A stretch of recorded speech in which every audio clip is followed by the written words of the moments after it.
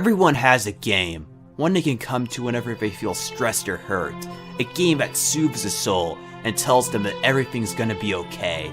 A game that's been there for them at their greatest time of need. It lets them forget their worries. Almost everyone has a game like this, and for me that game is The Legend of Zelda Majora's Mask. On this channel though, I've barely mentioned it despite my love for it, mostly because of how I couldn't record it because at the time I no longer had the N64 version, I only had the 3DS version, and DS capture units and 3DS capture units are impossible to find. Now that I've finally gotten my hands on an N64 copy though, and I once again need healing in this hard time of my life, let's play it again. But instead of making one super long game review, I'll be making videos about each major chapter of the game. Because while I know a large number of you subbed to me through me uploading the Astral Observatory theme, I still don't know how many of you would actually view a full hour-long video about everything. So I'll make around 2 or 3 of these videos, and if you guys don't want them, I'll stop. But if you guys do like them, I'll try to post a new one every week. So, let's start from the beginning and look at one of the most infamous opening hours in gaming. The first 3-day cycle of The Legend of Zelda Majora's Mask.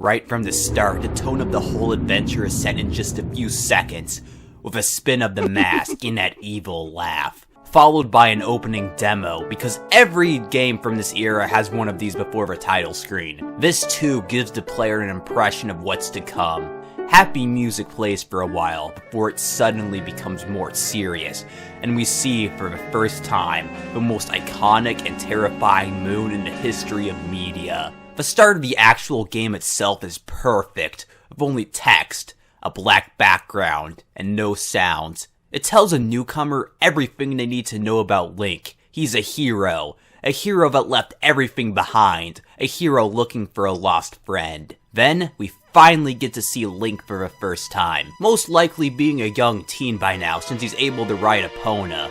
He's traveled far from Hyrule, looking for the only one who would remember all he did. It's a foggy, gloomy morning for the young boy, but it's about to get a lot worse. A Skull Kid wearing a mysterious mask along with 2 fairies ambush Link, take his horse and his ocarina, but he wakes up and pursues them, not knowing what he's truly dealing with. What happens next is something I never quite understood. Link falls down this deep, giant hole, and while he falls, there's all sorts of weird things going on. And this has created all sorts of wacky theories, which I'll probably talk about someday. When the hero of time finally catches up with Skull Kid, he gets cursed, transforming him into a Deku scrub. This has to be Link's lowest point in life. He's been through so much. No one in this timeline knows of his heroic deeds. He's had very few people that close to him, and all of them are either dead in the adult timeline or in the Sage's chamber. Navi abandoned him, and now he's not even human. If I was him, at this point, I'd probably just give up on life and become an alcoholic. But not Link. Despite all of this, he continues on, while bonding with one of Skull Kid's fairies who got left behind, Tattle. There's a short stretch of Cavern Beyond, which gives the player some time to get used to the controls and physics before the time cycle starts. More on that later. Somehow though, this cavern forest whatever leads to a clock tower, with one of my favorite songs of all time playing. Although there doesn't appear to be anyone else with you, as soon as you try to leave, we get another creepy laugh, and one of the most iconic lines in Zelda. You've met with a terrible fate, haven't you? Okay, I admit, I've kind of overused this line in my videos. It's uncanny, yet oddly poetic. The guy who says it, the Happy Mask Salesman, is even more interesting, as well as creepy. Most games have this individual that knows the player's goals. Think Professor Egad, or the King of Red Lions, or the Star Spirits, or Rosalina.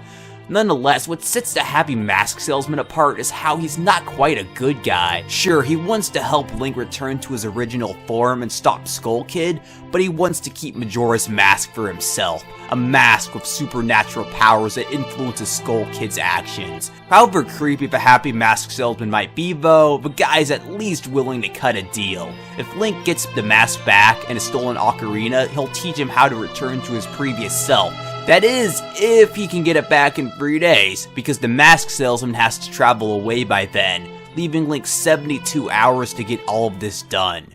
Okay, finally, onto the actual topic of the video, the first 3-day cycle. I love this part of the game. Nevertheless, I understand how frustrating it can be for people playing this game for the first time. For one, there's no way to save it all during this chapter, forcing the player to do it all in one sitting. Additionally, there's a time limit and a number of things that need to get done in the 3 days, which adds up to 54 minutes in real time, or else it's back to the beginning. All this sounds pretty difficult. In reality though, if you know what you're doing, it's a breeze. Here, I'll sum it up in 9 steps. Step 1. Go to the laundry pool and collect a stray fairy. Step 2. Go to the fairy's fountain to restore the great fairy who bestows snot powers on Link. Step 3. With these new snot powers, pop this balloon which gets the attention of Jim, the leader of an organization of kids known as the Bombers. Step 4. Play a hide-and-seek minigame with the kids and they tell you a password to the Astral Observatory. Step 5. Enter the observatory. Step 6. Look for the telescope at the clock tower and Skull Kid shakes his butt and the moon cries. Step 7. Go outside and collect a tear. Step 8. Give it to this business scrub in exchange for a deed to his land, which is just a flower. Step 9. Use the flower to shoot up to the top of the clock tower. Sounds like a lot, yet is incredibly easy to do. There's plenty of time to do all of this. In fact, I managed to do almost all of it on the first day while screwing around quite a bit. Plus you get a lot of hints from Tattle to the point of annoyance. Again, I understand people's frustrations with this first section, especially since there's no way to save. Even so, too many people over-exaggerate how hard this prologue is. Completing it is doable, and the time you get is generous. So generous that even as a preteen, I ran out of stuff to do before the eve of the carnival on the final day. What I usually do to pass the time is I walk around Clocktown and look at characters that matter later in the story, but for the time being, you really can't do much with.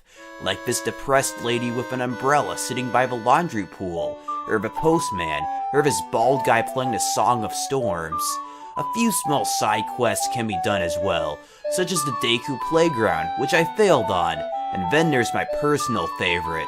If you go to the toilet in the Stockpot Inn at night, a hand comes out of the toilet, needing paper to wipe with. What Link chooses to give him is the deed he got from the business scrub. He gives a piece of heart from the toilet.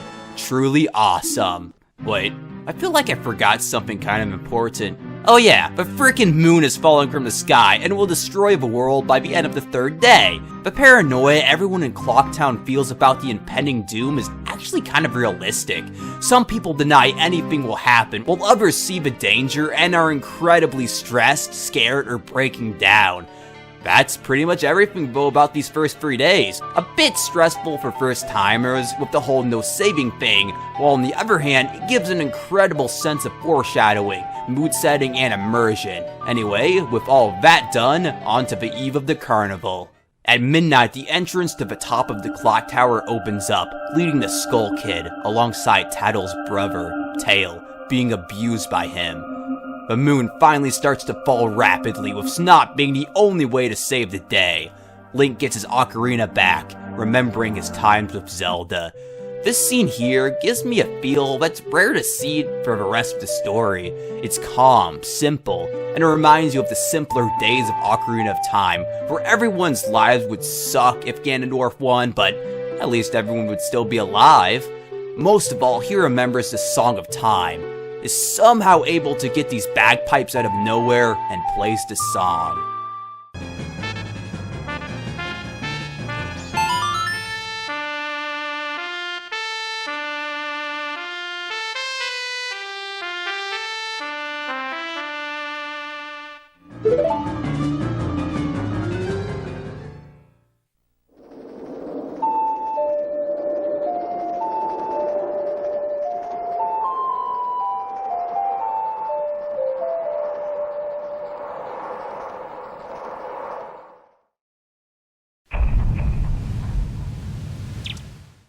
Like a miracle, it's the first day again, and now with the ocarina back. If you return to the Happy Mask Salesman, he teaches Link my favorite Zelda song ever, the the Song of Healing. This song melts my worries away, relieves stress, and makes me forget about all the crappy things going on in my life. It truly is a song of healing, and along with Jolly Roger Bay, are tracks I listen to when things get hard in life and just feel like it can't go on. The song even allows Link to return to his normal form, turning the scrub form into a mask. But the salesman isn't too happy that Link hadn't gotten his mask back for him, and now we get to see him get even creepier. Not to mention, earlier he did mention he had to leave in 3 days, and the world ends in 3 days. He at least knows more than he lets on, especially about Majora's mask. But to be fair, a deal is a deal, so let's go get that mask. Okay, I know everyone most likely already knows how the time system works. Just in case though, I'll do my best to describe it. You have 72 hours or 3 days in each cycle. Each hour lasts for around 45 seconds real time. However, if you play the Song of Time backwards, it triples the amount of time you have, so I'd highly recommend you do that. At specific moments on different days, a number of time-based events take place. Certain characters might be doing different events at different dates as well, or there's different aesthetic changes like how it's raining on the second day. Overall, I like this system. It's super engaging and immersive. There is a downside though, because of that whole time limit thing. This means you can't mess around too much to fully complete certain tasks in the 3-day cycles. When 3 days are finally running out, play the Song of Time to return to the first day. Doing this also saves your progress, and fortunately returning to the first day resets certain events. Not any super important ones vital to the game though, like if you defeat a temple boss, you can refight them, but it's only required to beat a temple once. Unfortunately, if time runs out while in the middle of a dungeon or temple, you lose all your progress. This isn't that big of a deal though, since you get to keep your dungeon item if you get it, which cuts down the amount of time it takes to clear it again, but it's still kind of annoying. You also keep all non-disposable items when going back in time, like hearts, heart containers, ocarina songs, and masks, but everything else like bombs and arrows get reset to 0. Oh, and there's a bank you can use to put your rupees in, so you don't lose all your rupees, fortunately. Masks are another one of my favorite elements of this game. There are quite a few of them, each have a function. Some are minor and just you wear once during a side quest to get a piece of heart or something, while others like the Deku mask transform Link. Whenever I play this game, I always try to get every single one. It's tough to do, you don't need to get them all, yet collecting all of them does get a huge reward at the end. That makes it all worth it. Moving on, as a human, Link can do all sorts of stuff he couldn't do earlier. For one, it's now possible to activate these statues, which work as warp points later, and also as quick save points. Basically, think of it like, I guess, it can only be used once to reopen. You have to go back to another statue to save again and go back to the title screen, and if something happens when you open that quick save, like the game turns off, you turn off the game, in the middle of it without going to another save statue or playing the Song of Time, you lose everything since last playing the Song of Time. And it does suck, but it is fixed in the 3DS version. Again, I'd highly recommend the 3DS version for beginners. Moving on again, the Great Fairy bestows a mask of herself that comes in handy later. The bombers give out a special notebook, and the guards finally let Link leave Clock Town.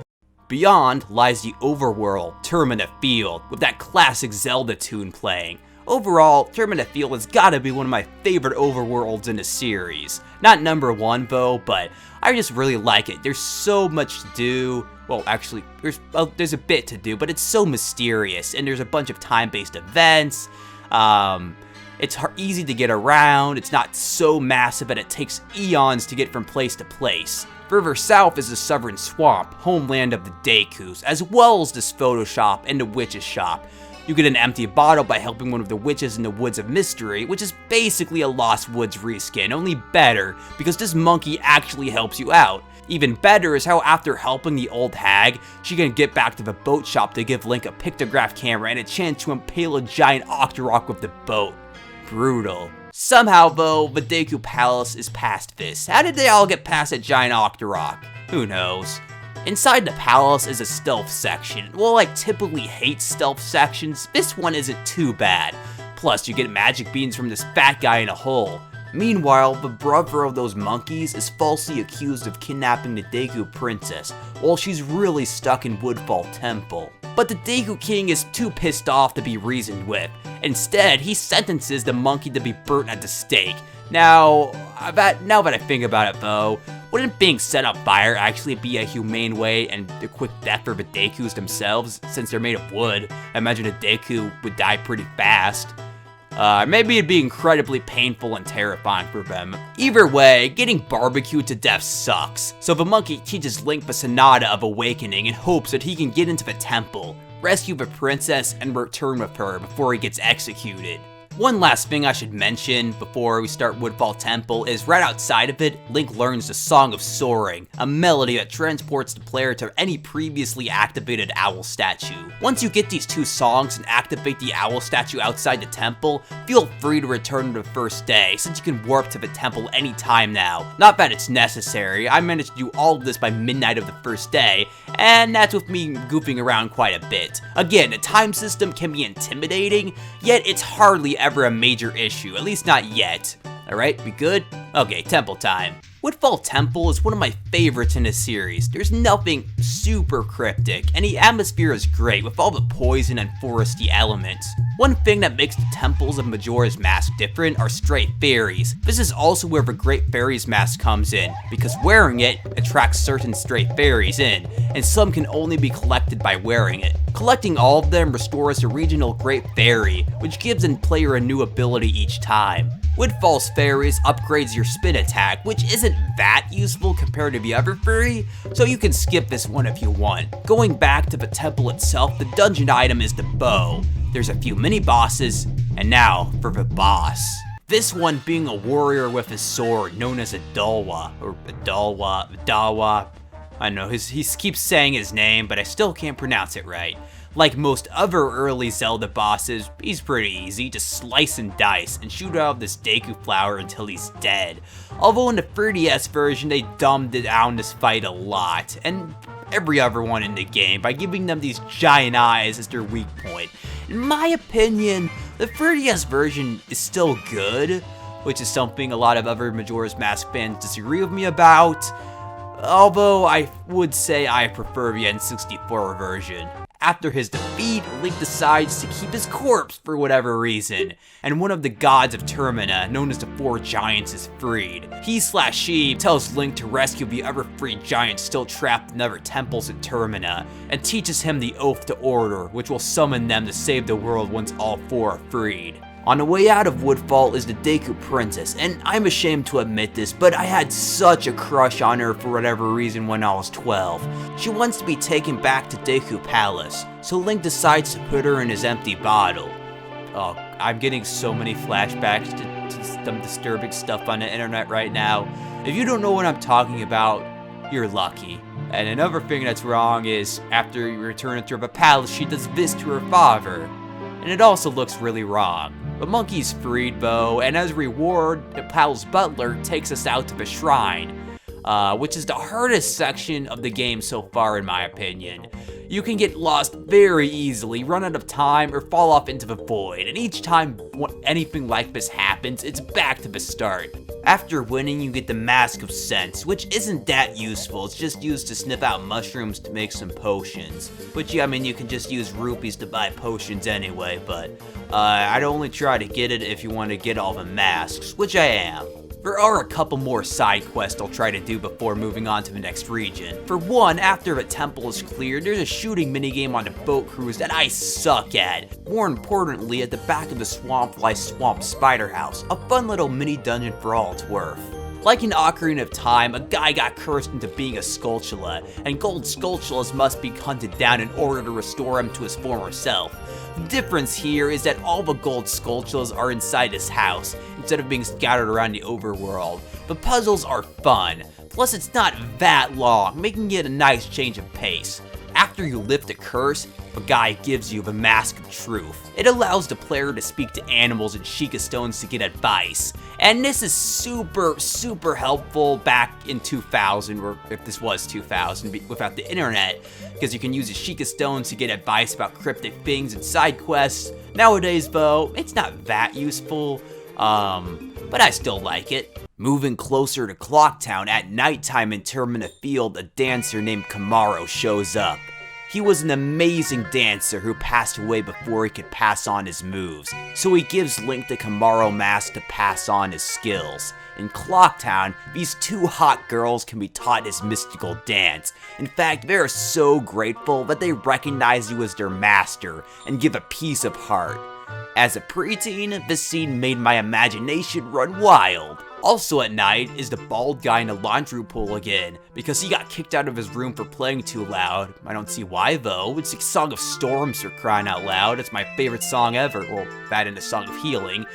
Shouldn't have kicked him out anyway. I kind of want a whole fanfiction series on his life now. He was in a circus troupe led by a dog, for Bu's sake. That is so interesting. And I kind of want to be him when I get older. I would say grow up, but I'm already grown up. I'm 19. I miss being a teenager. Why? Plus, he can't be that evil since he feels bad about stealing the dog's mask. And to resolve his guilt, he gives it to Link. It's the Bremen's mask, and it comes into use later. One last thing, and then I'm gonna end this off. At midnight of the first day, an old lady gets robbed. Stopping the theft rewards you with the blast mask, and a chances to buy the big bomb bag. Other than that, there's a couple more heart pieces you can get, but I'm not gonna mention those. You can look them up yourself, because you're not important. And with that, I will see you all next time for the chilling journey atop Snowhead. See you all then.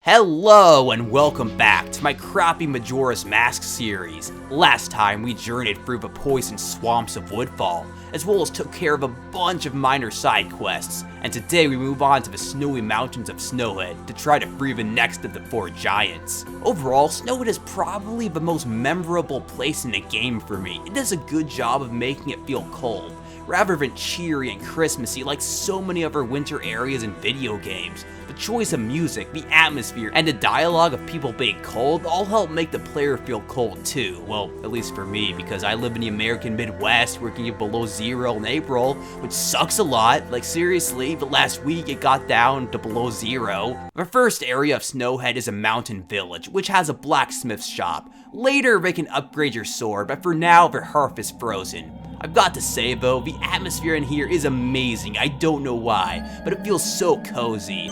Also, that giant sword on the wall looks so freaking cool, and I want it. I want it so bad. Also, while we're at, why is that sword even that big actually, now that I think about it? That's a big sword. I still want it though. Further up the mountain is Goron Village. Thinking about it now, why are Gorons living in a place like this where it can freeze? Aren't they supposed to like to live in really hot places like volcanoes? Well, this cold winter sucks for the Gorons. The owl who taught Link the Song of Soaring from earlier, and whose name I can't pronounce, seems to remember him despite his travels through time, meaning he could be a mysterious deity trying to help Link, which I always thought was cool. Here he helps by dropping feathers on invisible platforms, leading to a cave with the Lens of Truth. Just like in Ocarina of Time, the Lens of Truth reveals secrets invisible to the naked eye, such as a Goron ghost leading you to his grave. This part spooked me when I was younger. The ghost is the spirit of the Goron hero, Darmani, who died trying to save his people. He wants Link to use his magic to bring him back to life, or at least soothe his soul and ease his worries. The Song of Healing is all Link has to offer though, yet it works, soothing Darmani's soul. His body is morphed into a mask, and wearing it transforms you into a Goron. As a Goron, you have immense strength and can move around super fast with a roll attack. A spiked roll attack can be done with a little magic as well as the Goron Pound, which is sort of like the hammer from Ocarina of Time. Back in Goron Village, the elder son is crying, wanting his father. His father though is frozen, and even after being thawed from hot springs water from Darmani's grave, he's still too fatigued to go back home. He teaches you the first part of the Goron's lullaby. If you return to Goron Village and play it to his son, he'll teach you the second part of the Goron's lullaby. And you can use it to put this giant Goron to sleep and open the path to Snowhead Temple. Before we tackle that though, there's one side quest that needs taking care of. In the village is a chandelier. And in that chandelier is a rock sirloin. How it got there, I have no clue. But you can take it to this freezing Goron on a ledge, and then he gives you the Dangero's mask. Finally, onto the temple itself. The path there is kind of tricky since you have to Goron roll up there. Rolling up this winding path is especially hard, only you can just walk up there. Yeah, I wish I knew that when I was younger. Snowhead Temple is overall my favorite in the game. Well, one of my favorites. Actually, isn't my... Oh yeah, it is my favorite. I got that mixed up for a minute. Never mind. It is actually... Okay, there's one more that I like more, but we'll get into that later, and I kind of... there's some things about that temple that I don't like so much, so I guess overall Snowhead I have the most fun with. It's less basic than Woodfall, well, not too overly complex like the following temples. The puzzles have to do with climbing up higher and higher, while destroying certain blocks to be able to pass certain sections. It's easy to backtrack to other rooms, the mini-bosses are fun, and the layout is great. The dungeon item for Snowhead is what we've needed this whole time in this whole winter area. Fire arrows. Once you get these, don't worry too much about running out of time, since you can skip half the dungeon on subsequent playthroughs by melting the ice on certain doors with it. Unless you want to get all the stray fairies, which I'd recommend getting since collecting them doubles your magic meter. I would highly recommend doing this. The game isn't that much harder if you don't, but it's so much more convenient and easier if you do. Overall, I love Snowhead. I had a lot of fun here. It's a fun temple to figure out. To me at least, because others rank this as one of the worst dungeons in the series, so I guess take my word for it with a bit of salt. The boss, I will admit, I'm not too crazy for. I don't exactly hate the fight or anything, it's just pretty meh for me. You spike roll into him while avoiding lightning, bombs, and other things that slow you down, but it drags on and on. The lightning is hard to avoid when the camera angle goes haywire, and it feels more like a mini boss than a stage boss. Thankfully, God isn't hard, and with his defeat, the second giant is freed, and spring comes to Snowhead. Now, time for everyone's least favorite part of the video. I don't know, maybe favorite part. Side quest time. Well, one thing you kind of have to do before resetting time, or you have to do, I don't know why I said kind of, is you have to talk to this giant Goron and get a powder keg. It's a massive bomb that can destroy massive boulders. However, to get a permit to carry them, the player has to carry the powder keg through the valley to the racetrack. It's a little tricky, you have to be quick and you can't let the keg get touched by enemies or it explodes and you have to start all over. But not too bad overall. After that, that's all that's required to do. The rest of this video will just be about optional side quests. The first and most important of which is upgrading the Kokiri sword to the Gilded sword. To do this, make sure to drop off your sword at the blacksmiths on the first day, which might mean you have to reset time once.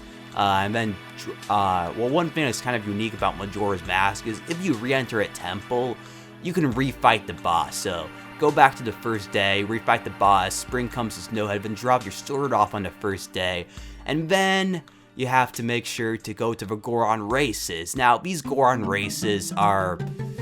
I really don't like the Goron races that much. Well, first off, to start off, you'd have to go back to Clocktown into the bomb shop and buy a powder keg and then blow up the racetrack again. The race is actually semi-tough though, mostly because of the rubber band AI, making computer players faster depending on how far ahead the player is. But after winning, the Elder Sun rewards you with a new bottle of gold dust, which can be used at the second day at the blacksmiths to upgrade your sword to the Gilded sword.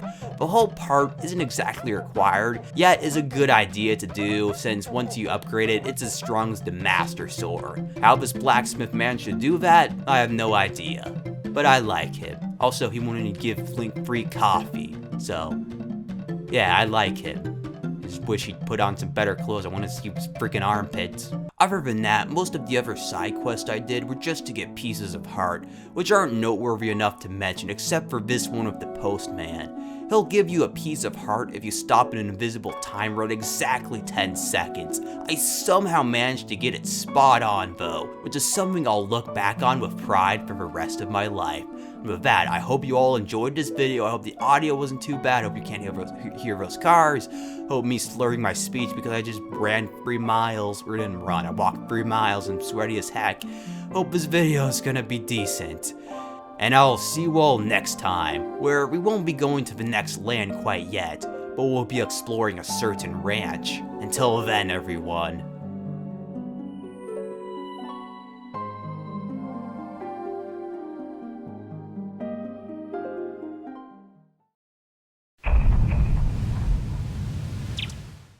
Most people have a favorite level or area in a game, a place they look forward to every time they play it, and when it's over, you feel a bit sad.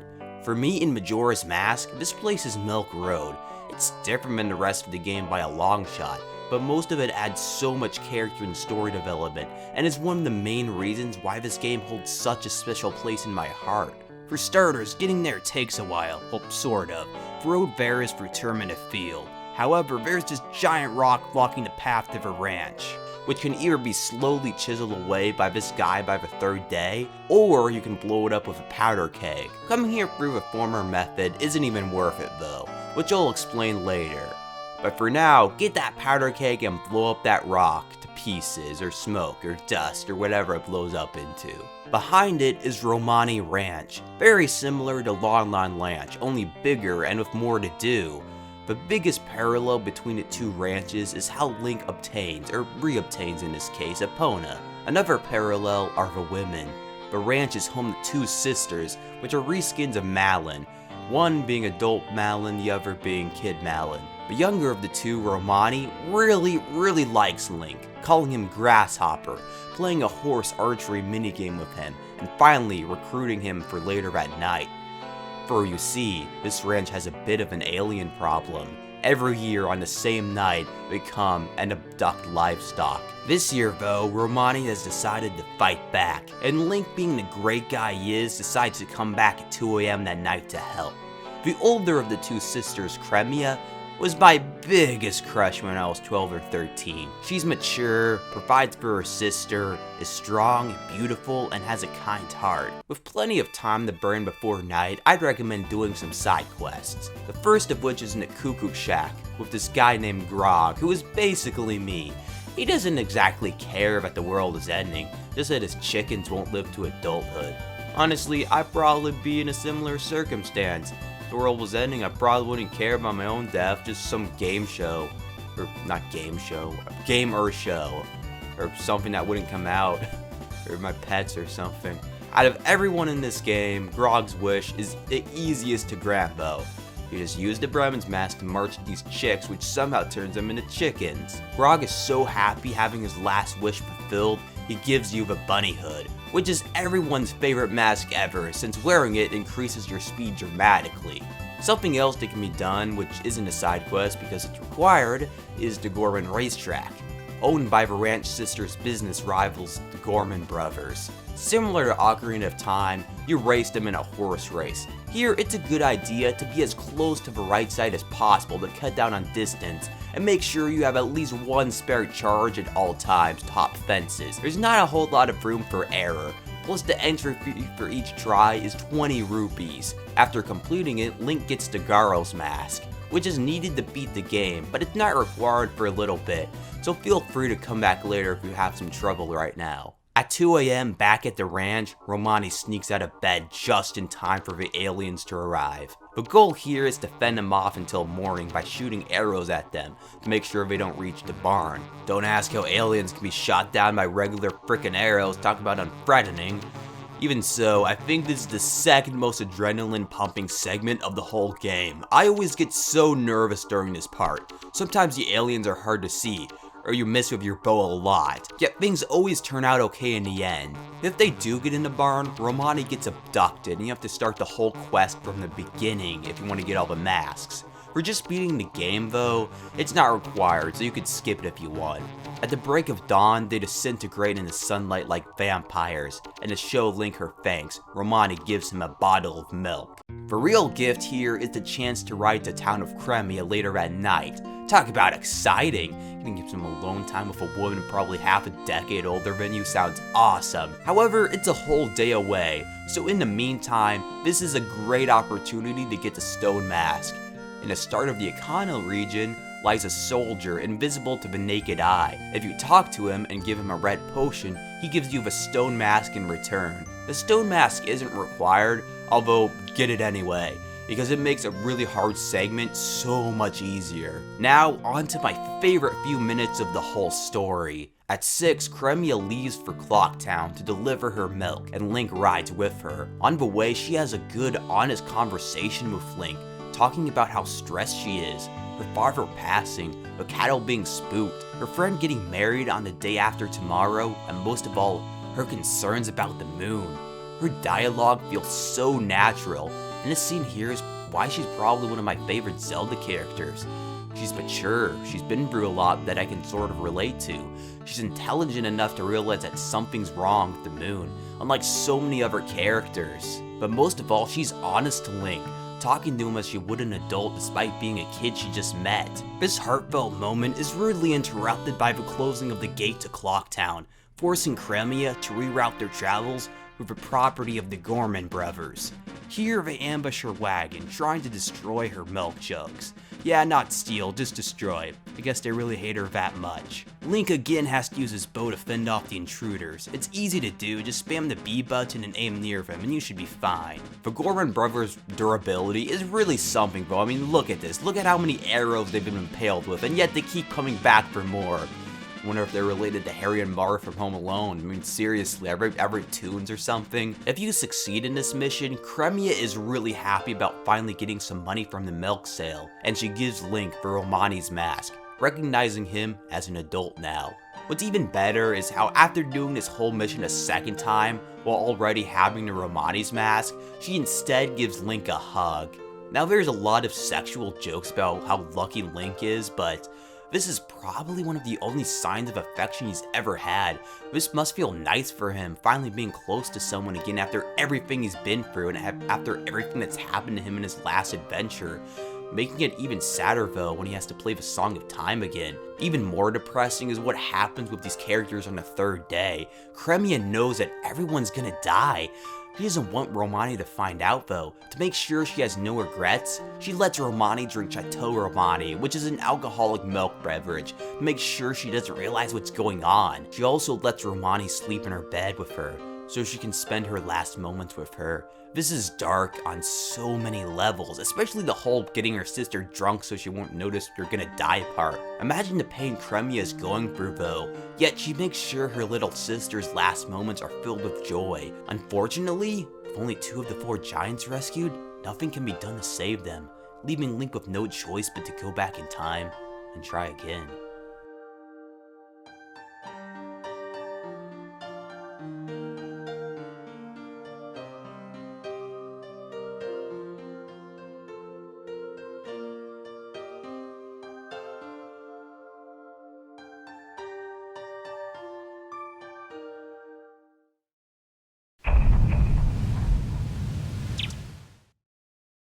With Epona back, you can now jump over this gate, leading to Great Bay. It should look familiar if you've ever played Smash Bros. In this fishhook building is a creepy old man who says something about Zoras and eggs. Nearby though in the water is an injured Zora, Macau. He was a guitarist for a Zora band, the Indigo, and his girlfriend Lulu is the lead singer for the band. Recently, his girlfriend laid eggs, some special eggs with a secret power. They were stolen by some pirates, and when Macau went to rescue his children, he was gravely injured. On shore, he sings one last song and dies. Like with Darmani, playing the Song of Healing heals his soul, with his last moments being a flood of memories of his loved ones. His body then turns into a mask, entrusting Link with resolving his unsettled business. Also, Link somehow manages to dig a grave for him. That is something a child should never have to do, and if he was a real-life kid, I wonder how traumatized he'd be. The Zora mask transforms Link into a Zora. In this form, you get some of the best swimming mechanics in any Zelda game or 3D game in general. There's no oxygen meter to drown, you can swim really fast, have a shield to hurt enemies while swimming, and most of all, it's fun to control, well, most of the time. When you first start swimming, there's a little moment where it's a bit awkward to control, but once you get some distance, it's easy to move around. For an attack, you have a boomerang, which is almost identical to the boomerang from other Zelda games, as well as a direct fin attack, kind of like a sword attack. Out of all the transformation masks, this is my favorite, or second favorite actually, but I'll go over that in the last episode. I just love how fast paced and how you have so many smooth movements while playing as a Zora. Combat is great. As a Deku, there's not really much you can do for attacking, while as a Goron you move super slowly, while the Zora has a nice balance between speed and offense. Off in the distance is Mikau's home, Zora Hall. Here you can talk to his old band members, although unlike Darmani, no one else knows of his death. His girlfriend Lulu is so depressed with losing her eggs that she lost her voice, and to make matters worse, that creepy old man says that with the current weather conditions, if those eggs aren't brought back to the aquarium to hatch, they'll all die. Also, everyone wants Lulu, and it's kind of creepy, honestly. This guy stands by her door, tons of Zora make creepy comments about her, and there's the Deku script living in her room. This is why I'll never date anyone famous. Now, on to save those eggs from the Gerudo pirates, in Termina, the Gerudo exist and they're pirates. For whatever reason. Getting a stone mask is a good idea since it makes Link invisible to the Gerudo. Otherwise, you have to dodge being seen by them or else you get kicked out and have to redo a bit of the fortress again. This isn't a dungeon though, it's mostly point A to point B, with a few small puzzles here and there. At the top of the fort, the leader of the pirates finally reveals their plan and motive for stealing the eggs. The eggs are the key to entering the Temple of Great Bay, leading to a supposed great treasure, as Skull Kid told them. However, the Gerudo only have 4 eggs in their fortress, with the other 3 having been lost to the sea snakes. You then get the hookshot, which does everything hookshot lovers love. It's even the equivalent of the long shot, which is nice. With it, Link can now get to other parts higher up on the fortress and rescue the Zora children. One problem, you have to put them in an empty bottle and take them back to the aquarium. At this point though, the highest number of empty bottles you can have is 3, and there are 4 eggs, so no matter what you do, you always have to come back for a second trip. Maybe even 4 if you skipped out on getting the bottles from the Goron races in Romani. Lastly, before leaving the fort for good, be sure to take a picture of one of the Gerudo, as you'll need one in a bit. After dropping the first 4 eggs off at the aquarium, you need to take your Gerudo pictograph to this fisherman's hut to trade it for a seahorse. The seahorse, after being freed, is grateful, and shows the way to Pinnacle Rock, with sea snakes. The other 3 eggs and the seahorse's lover are here, who give a piece of heart, which is nice. One thing I'll cover real fast is with the hookshot it's possible to enter this waterfall and play a Superman 64-like minigame with these beavers.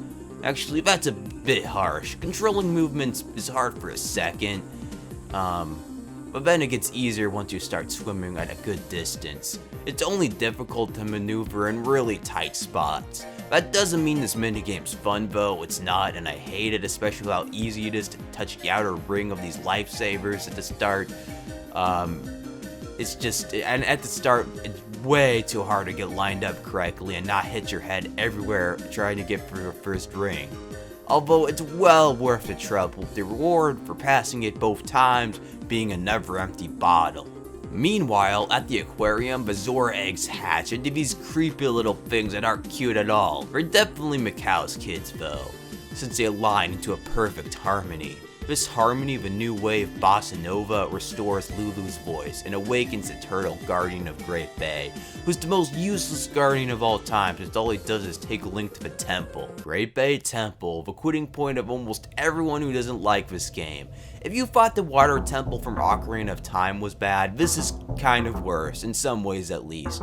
There's no rising or falling water levels or iron boots, and swimming as a Zora is fun. On the other hand though, it's unclear what you're meant to do most of the time, leading to wasting time you don't have to waste. And then there's this part right here, you have to use ice arrows and fire arrows to melt these streams on seesaws to get up higher. I also find myself getting lost way more often than I typically do in Zelda dungeons. but I still like it better than the Water Temple.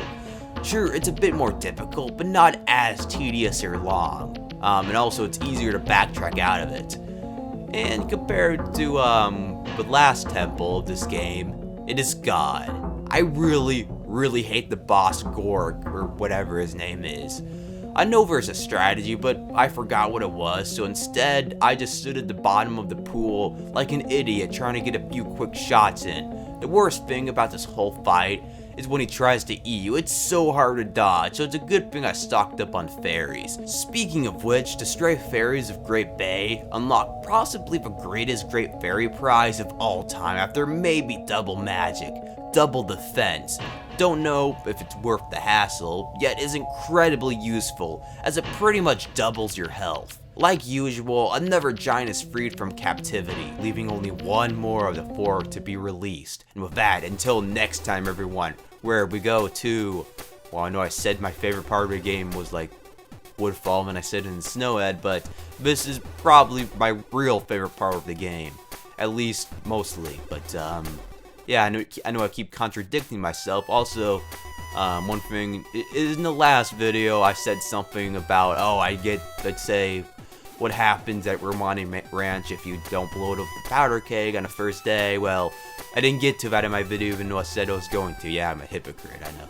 But basically what happens is, since Romani gets abducted by aliens and she's all sad and you can't get a pony and you can't really do anything, so that's what I meant. Anyway, with that, until next time everyone, for real this time.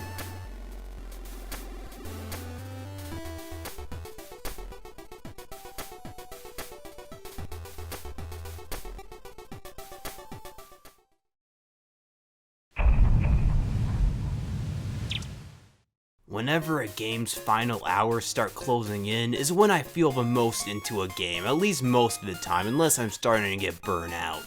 By the later half, you've mastered the gameplay, have most if not all of the items, and the game finally takes off the kitty gloves. The thing I love about the last third of Majora's Mask though is how non-linear it is. Especially if you're trying to get off a mask or you're going for 100%. A lot of it is just side quests. Sure, there's a huge chapter storyline to go through, but we'll go over that in a bit. I really like the way this works. Just having a bunch of smaller quests to do, it feels less intimidating, and is most likely why my favorite part of so many games is the period right before the final boss, where you're prepping, like in Chrono Trigger, most of the Pokemon games, or quite a few other Zelda games. I won't be tackling all these side quests just yet though, I'll be making a whole episode dedicated to the biggest of the big. Nonetheless, I decided to tackle just a few to make the next area a little easier. Firstly, over by the same place where we found the stone mask is Ikana Graveyard. I really do like spooky areas, and this one is among my favorites. The graveyard is a burial place to the soldiers who died long ago in a forgotten war for a fallen kingdom known as Ikana, meaning it's not even a graveyard for Termina's residents. So why does Dompe even live here? I don't actually, now that I think about it, I wouldn't mind living here if I'm being honest. In the back of the cemetery, you see this weird giant skeleton thing. If you play the Sonata of Awakening, it revives it from death, only instead of being terrifying, it runs away. Catching up with it leads to a short fight that's over before you know it. The skeleton in question is Kida, a captain of the once great Ikana army of 1,000 years ago, and was annihilated in battle. The souls of his men now lie restless as stall children, not knowing the war has ended. His own soul is troubled as well, like with Darmani and Mikau. Kida's wishes are then given to Link.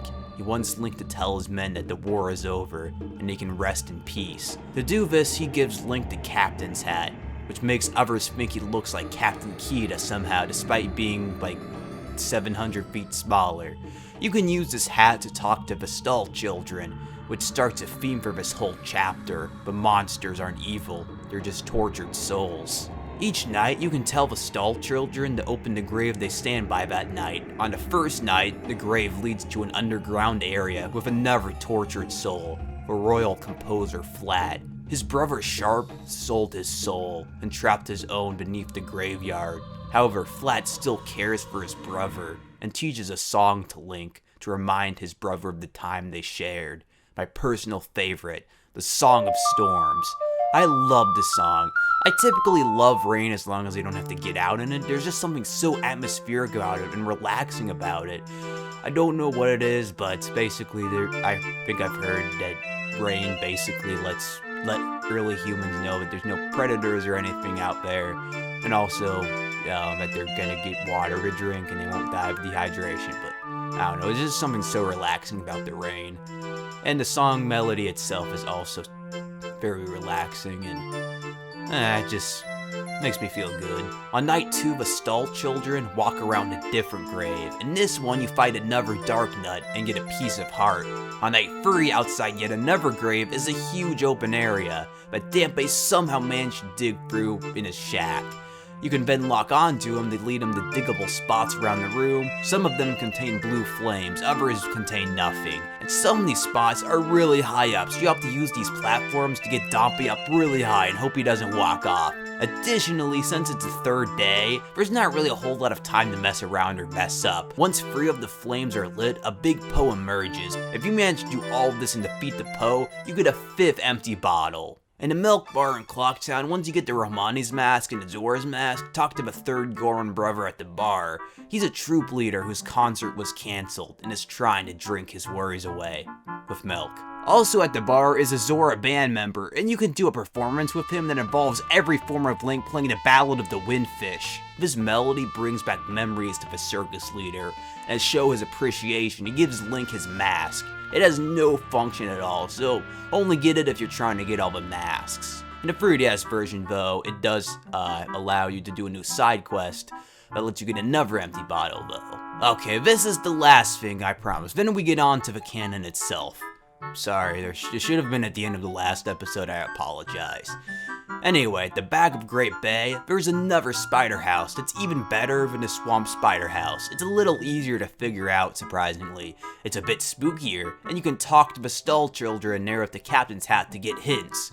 But be sure to clear it on the 1st day, because I forgot about this and did it on the 2nd day for whatever reason, and you know what you get for doing it? A purple rupee. A purple friggin' rupee. For all my work, I got something I could do in 45 seconds back at a Romani Ranch.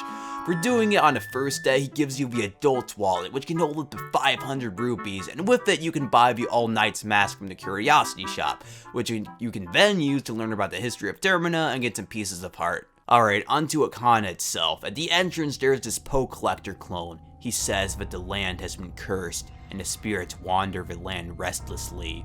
To be able to enter, you'll need the Garo's mask. The spirit guy then wonders if Link will be the one to save the valley's souls, and raises a branch which can be latched onto with the hook shot.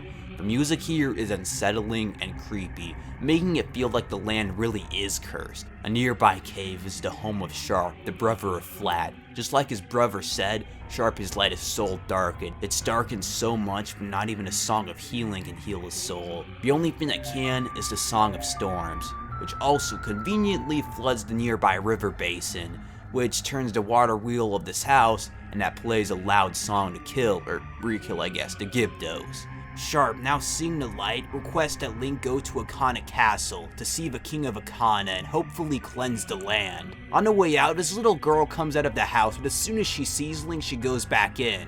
What you need to do is take a bomb, drop it, and then go to the other side of the house and wait for her to come out, and when she walks around a little bit, rush in and enter the house while she's not looking.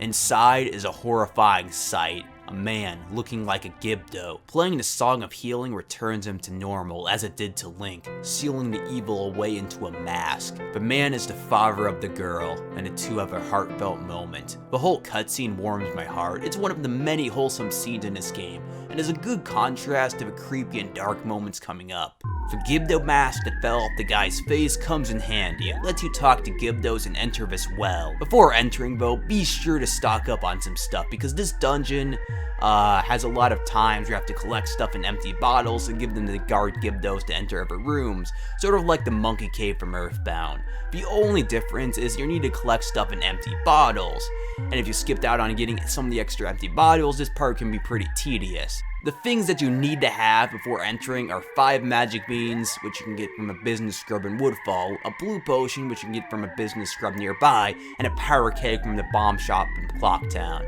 You could also get some stuff that's already provided in the well, which makes the mini dungeon a lot easier and shorter, like Deku nuts, bombs, fish, or bugs. But all the stuff are provided in the dungeon. You can just get them if you want to make it a little shorter. At the end of the labyrinth, Link gets the mirror shield, which you can use to deflect light to activate creepy sun faces and come out the other end to Ikana Castle, which is another mini dungeon, although not as fun as the one we were just in. There's some more mirror shield puzzles, dancing Gibdos, and really annoying parts where you have to use the Deku flower to get to the other side of the room, but everything keeps killing you. Worst of all is this giant crack in the ceiling that can only be destroyed with a powder keg. Remember what I said earlier about needing one? Well, take my advice or else you have to go back all the way to Clocktown and backtrack all the way back here. You don't have to give the Gibdos anything all over again, but it's tedious and is a mistake that I've made countless times while playing this game in the past. Ikana Castle isn't that bad though. The scenery of a ruined castle has always interested me. It's not that long, and most of all, there's the grand stage fight against the king. Ikana, yeah, I can't say it right.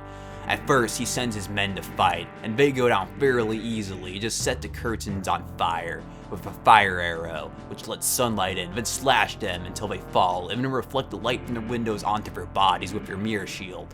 One thing I always found funny is that if Link is wearing the captain's hat, the king thinks he's Kita, but he's smart enough to realize at the end that he's too small, unlike everyone else. After his men are beat, he draws his sword and comes into battle to fight Link himself. He's fought in the same manner as his men and goes down just the same. However, what separates this from most other scary chapters in gaming is how it's not just creepy, but also incredibly sad. Ikana Kingdom was once a kingdom like Hyrule. But unlike Hyrule, it fell. The game doesn't describe how, but it's safe to assume it was totally destroyed, to the point of where there is no survivors to pick up the pieces and create a new kingdom.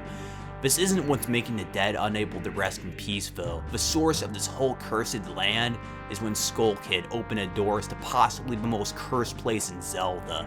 Stone Tower Temple, a beyond ancient temple, older than Ikana or anything else in Termina. No one knows who built it or why it exists, but the king begs Link to go there and seal the doors. However, to be able to reach there, he teaches Link the final song, the Elegy of Emptiness. It creates a shell of Link behind, having one in each form. With it, you can climb the tower and reach a temple at the top. However, before entering, be sure to play the Song of Time, because you'll need as much time as you can get. When it comes to Stone Tower Temple, I have a love-hate relationship with it. On the story and lore side of things, I love it to death. There's theories on how it was the containment unit used to seal away Majora, or it could be the Tower of Babel from the Bible. There's just so many theories on it that are good, and I would make some videos about it, but so many other people have already made way better videos than I could ever make on it, so I won't. Music here is some of the greatest in the series. It's not unsettling and eerie like the rest of the temple themes, and not like any other place in the land. It's sad, surreal, otherworldly. It gives me a different vibe than any other place in the game. It feels like the home of gods instead of just being another temple. What I don't like about Stone Tower Temple though is how difficult it is. It feels like a culmination of every frustrating thing in this game, with irritating segment after irritating segment, especially this one. I have to use the mirror shear to power up these mirrors, and then have to run over to them, deflect light onto another mirror, and then use that to deflect light onto the sunblock. Halfway through, you get light arrows, which are the most powerful weapon in the game, well, kind of. The second half of the temple really sucks though. You have to exit it, play the Elegy of Emptiness all over again on your switches, and use a light arrow on the switch and it averts the temple. Make sure you don't miss anything, because if you do, it takes forever to get back to it again. Collecting all the stray fairies is also a pain, especially since to get some, you have to keep flipping the gravity over and over again. I don't know if I'd recommend getting all of them this time though. Reward is the Great Fairy Sword. It's a C item rather than being a swappable blade like an Ocarina of Time, and it is good. It is good. Like, like the big Goron sword, but the difficulty of getting it might be a little too much, especially for first timers. Stone Tower Temple is the only temple in the game that I've ever run out of time on. Seriously, do not take this temple lightly. I'd say it's the hardest in this series. Overall though, even though there's some problems with it, I would say it is probably my favorite in the game. It just feels really rewarding when you get stuff done, and it's accomplishment, I guess. Another cool thing you get here is the Giant's Mask, which can only be used on this temple's boss, Twin Mold. Speaking of which, is kind of cool. You can use a Giant's Mask to turn into a giant, and then have an easier time getting hits on him. And as a word of advice, whatever you do not get too close to the edge of the stage, or else you get sent back to the beginning of the dungeon and have to fight the boss all over again. Overall, I think I might say it's my favorite Zelda temple of all time. And with the boss defeated, the final giant is freed, and now nothing lies between us and the final boss. But there's one major side quest that I've held off on doing until now. One that's my favorite side quest maybe in a video game ever. A side quest that involves the love of a soon-to-be newlywed couple. And with that, I'll see you all then, everybody.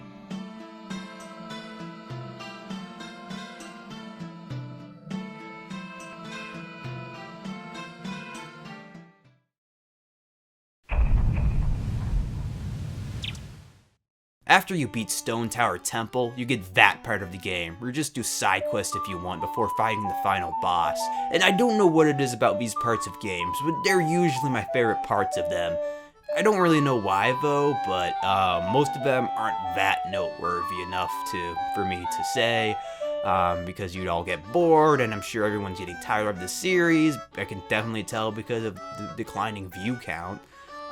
So I'll focus on the mother of all side quests, the infamous Anju and Kafei side quest.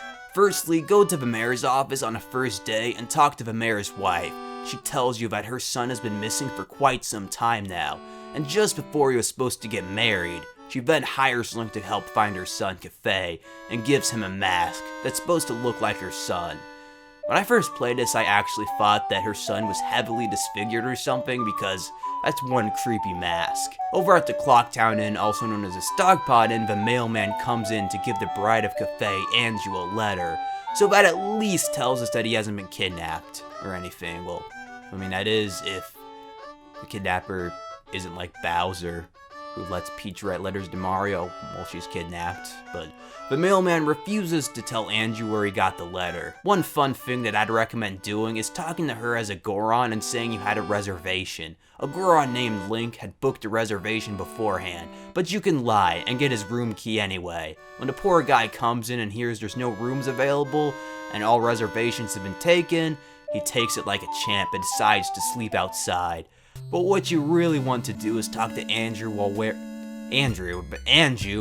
the Kafei's mask. Okay, I'm gonna make the mistake so many times. I'm gonna keep calling her Andrew, not Anju. She then asks for you to meet her at 11:30 in the kitchen that night, where she tells Link her concerns, and then gives him a letter from her to put in a mailbox so he can meet with Kafei for her to make sure he's okay. And whatever you do not save the old lady. I mean, I highly doubt anyone would do this at this time anyway, but be sure to put this letter in the post box before 9 when the mailman makes his runs. Around 3, he comes around to the laundry pool, and we see a small boy talking to him. You then need to run over to the building he's hiding in while he's chatting with the postman and get inside. We see something like a living space inside, but the boy re-enters and tells you his true identity. He is Kafei. In a sort of reverse Ocarina of Time situation, the Skull Kid transformed him into a child. Soon after, he was robbed by Sakon, the same thief who robbed that old lady. What he stole from him was a ceremonial wedding mask in Termina, but he wants to get back more than anything, but he does have a plan. The night before, when the old lady got robbed, Sakon will need to sell his stolen goods somewhere, and the only place he can is the Curiosity Shop. And this hideout is right next to the Curiosity Shop, and there's a window that gives him a perfect view to everyone who goes in. And this is why you can't save the old lady, because if you do, Sakon flees town and won't show up in the Curiosity Shop later that night. Kafei also gives Link the Pendant of Memories to give to Anju to prove that he's okay. Be sure to give it to her or else she'll flee Clocktown with her family. You can also listen into a conversation with her and her mother. Her mother accuses Kafei of cheating on her with Cremia. And here's a fun fact, although I didn't get any footage of it, but if you talk to Cremia while wearing the Kafei's mask, she gets angry at Link. which implies she had a crush on him. At midnight in the curiosity shop, Sakon comes in to sell his big bomb bag, although the curiosity shop guy screws him over, which is ironic. I really like the curiosity shop while we're at it. The music, all the stuff in the background, it feels so mystical. The next day, the curiosity shop guy shows up in the hideout. Apparently, the two are lifelong friends, which makes you see the curiosity shop guy in a different light. After Sakon left his shop, Kafei followed him back to his hideout in Ikana Canyon, but requests that Link give his mother a letter he wrote. The curiosity shop man also gives Link the Keaton's mask. Be there by 6, where the entrance opens up, and Link and Kafei follow him inside and find the sun mask. Kafei has to make things harder by activating a trap that tries to bring the mask underground to another area that can't reach. You then actually get to play as Kafei, which is kind of cool, although he can't really do much other than push around these blocks and switches. Then you switch to Link and fight enemies, then back to Kafei, rinse and repeat until it's over. And don't lose, because if you do, you have to do everything from the beginning. And I do not mean this minigame, I mean everything. You have to play the Song of Time, and basically do everything from talking to Anju at the Stockpot Inn all over again. You do have quite a bit of time at least, so it's not that hard. Just be sure not to step on the red switches. If you win, you get the sun mask, and Kafei goes back to Clock Town to reunite with Anju. It's past midnight though, so you have to hurry, you don't have much time left. Now with the letter you got, you can either give it to his mother himself and get an empty bottle, or give it to the postman. If you give it to the postman, he gets permission from her to flee, although it's not going to do much good, but he gives you his hat, the postman's hat. Meaning if you want to 100% this game, you have to do most of this mission twice. But I'm not, so I'll just get the hat. Finally, at 4 AM, with only 1 minute of real game time until the world ends, Kafei finally shows up in Anju's room. Anju doesn't care about him being transformed into a child, and the two decide to stay with each other and embrace for the end of the world together. This scene is so powerful, the sense of impending doom, the bells, the adrenaline that goes through my body from being so close to the end immerses me so deep into the story. To show their gratitude, the new couple give him the final mask, the couple's mask. The two spend their last moments embracing each other as Link plays the Song of Time once more. Next time though, we'll finally be dealing with the source of all the suffering in Termina once and for all. And with that, I'll see you all next time, everyone.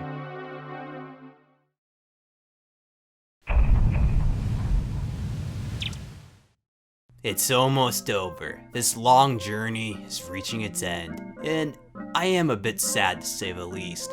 Making these videos, it's been fun, and I'm glad even though these videos aren't getting views, at least some people might enjoy them. Anyway, after helping Anju and Kafei, all that's left to do before fighting Skull Kid is to get prepared. Each of these masks from the last episode we got all help get pieces of heart. If you have a postman's cap, you can get a piece of heart from the mailbox. With the Keaton's mask, you can play a quiz game with this Keaton and get another piece of heart. And at the mayor's office, you can stop their argument with the couple's mask and get yet another piece of heart. I got a few more heart pieces as well, not all of them though. Well, heck, I got barely over half of them. But if you have all the masks and most of the bottles with fairies in them, you should be fine for the final fight. With all 4 giants rescued on midnight of the final day back at the clock tower, you can go back to fight Skull Kid. He does exactly what he did during the last encounter, only this time playing the Oath to Order summons the giants to stop the moon.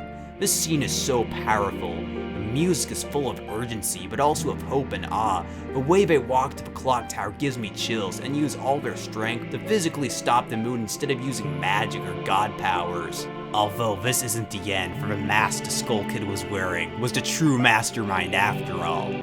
Majora, one of the most powerful entities we've ever seen in Zelda, uses its powers to possess the moon and tries to consume everything. Tattle and Tail have a brief reunion before Link and her follow after Majora inside the moon.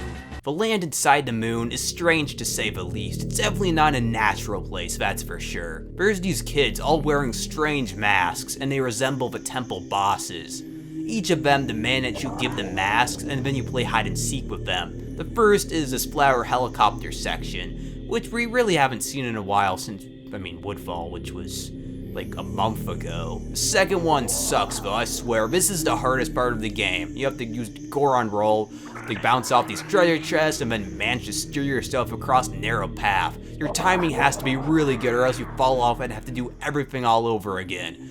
Thankfully there's no time limit because it took me half an hour to do this right. The third section is a water maze with a bunch of different routes to choose from. Overall, probably the easiest of the four. The fourth and final segment is a puzzle room with some short fights with mini bosses and the typical puzzles you'd see in a dungeon. At the end of each of these, you get the children more masks, and if you collected all 23 so far, you get the coolest Zelda item of all time. Once you've played with the 4 children, talk to the last child sitting by the tree wearing Majora's mask. He wants to play good guy versus bad guy, and if you did get all the masks, he gives you a fierce deity's mask. Right after this, the final showdown with Majora begins. Putting on the fierce deity's mask transforms Link into a god, and the strongest iteration of him that I'm aware of. Without this mask, the fight is sort of tough, but with it you can destroy Majora in under a minute. He has 3 forms total: his mask form, his incarnation form, and finally his final form, simply called Majora's Wrath. Each of these forms are hideous, and if you don't plan on getting the fierce deity's mask, at least stock up on some arrows and fairies. I really like how mysterious Majora is. There's tons of theories on what it is. Maybe it's an enemy to the 4 giants in the same way that Ganon is to the 3 goddesses. Or maybe it's a powerful, incontrollable hellspawn, created by the tribe the Happy Mask Man was talking about, sort of like Majin Buu. But in any case, Majora is no match for the fierce deity. Link finally vanquishes Majora from this world for good, something he was never able to do with Ganon, well, as far as we know at least. With its death, the moon is no longer a threat to Termina. Skull Kid is also freed from its control, and becomes friends with the fairies once again. The Happy Mask Salesman is disappointed that the evil from the mask is gone, but accepts it anyway. He bids farewell, disappearing like a ghost in plain sight, solidifying his spot as the creepiest Zelda character of all time. Well, at least one that's not a villain. What's interesting though is that in the Majora's Mask manga, Link actually kills him, which is pretty interesting. With peace restored to Termina, all the good deeds Link had done in each timeline merge into one timeline where everyone is happy. Cremia is proud of her sister's archery skills, the Indigo perform, Anju and Kafei have their wedding, there are all sorts of events, everyone is happy. Everyone except for Link though, who even though has made a world of new friends and has changed the lives of hundreds for the better, leaves Termina like he did Hyrule, looking for Navi once again.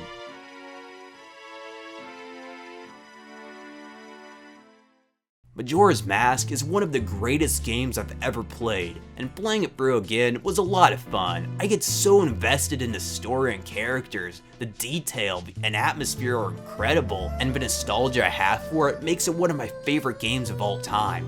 In fact, for a short point in middle school, it was my favorite game of all time. That being said, it's not for everyone. The time cycle is a deal breaker for a lot of people, and might be for you too. Majora's Mask isn't easy, it takes a lot of work and dedication to fully enjoy it, and if you're willing to give it that, then there's a good chance that you're gonna enjoy it, but if not, there is a chance that you won't like it at all. People's opinions of this game are mixed to say the least. When it first came out, many saw it as the worst Zelda, then around the mid-2010s, it started to become popular, thanks to the 3DS remake and a bunch of creepypastas and fan theories. But for some reason now, it's starting to become unpopular again, and I don't know why, I don't know what's causing it. Although if I had to guess, it might be because of the original version being on Switch Online, and people are playing it again, the original version for the N64, and it's been exposed to a new generation, I guess. Speaking of which, if you want to play this game for yourself, there are a lot of options. There's the N64 original, which is what I've played in this video. There's a port on the GameCube, it came out on the Wii Virtual Console, the Wii U Virtual Console, there's the 3DS remake, which I've talked about 100 times, and finally the re-release on Switch Online. Each of these versions have their pros and cons. If you're intimidated by the difficult parts you've seen in this video, I'd recommend the 3DS version. If you want to go authentic, I'd recommend the N64 version, and if you want good video quality, I'd go with the re-releases. Whatever version I play though, I feel a strange sensation that very few games make me feel. It makes me feel alive. Those of us who do love Majora's Mask will always hold this game deep in our hearts as one of the greatest things Nintendo has ever created. With that, I'll see you all next time, where I don't know what the heck I'll be talking about, but I definitely won't be Zelda related, I'll tell you that. And, you know, I really enjoyed doing the series. At least for a while. I mean, towards the end, I started to get burnt out a little bit, but, you know, I hope everyone enjoyed the series. And with that, next time, everyone.